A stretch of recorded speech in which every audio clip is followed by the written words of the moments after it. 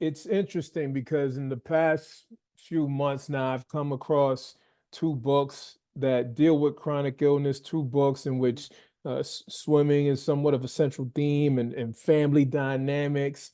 And prior to this, I can't necessarily recall coming across a book that addressed all of these different themes, and definitely not a book that characterizes women of color dealing with chronic illnesses and disease and whatnot. And so I noticed that Natalia Sylvester, author of Breathe and Count Back from 10, and someone I recently interviewed, wrote a blurb for your book. What are the parallels that you notice between your book and her book?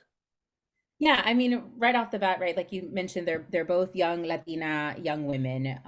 They're both, yeah, young Latina women who are um managing and struggling with and trying to live in a body that is kind of working against them and that is hard to move with in the world, right? I know Natalia's book, it's about hip dysplasia, and she wanting to be this mermaid, this real life mermaid at this park in Florida. And I have Natalia's book. I've read Natalia's book. She and I, we text constantly. We're always checking in on each other. So we're besties, which is nice when you get to have your friends blurb your work. And so yeah, they both have a connection to the water. They feel, I think, more alive and free and more themselves in the water, and have that connection to it, while also having to navigate kind of these family dynamics of what their parents think they should be doing, right?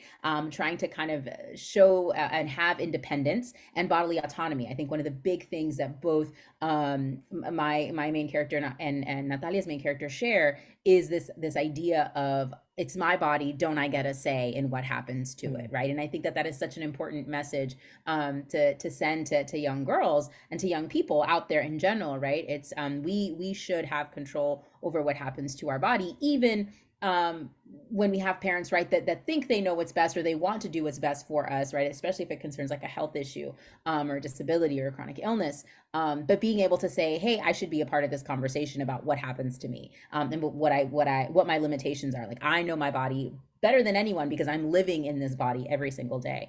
And so I think this idea of finding your voice and being able to speak up for yourself, and ask for what you need, and stand up for what your body needs, and to have control over that, is really what's at the core of both of these books.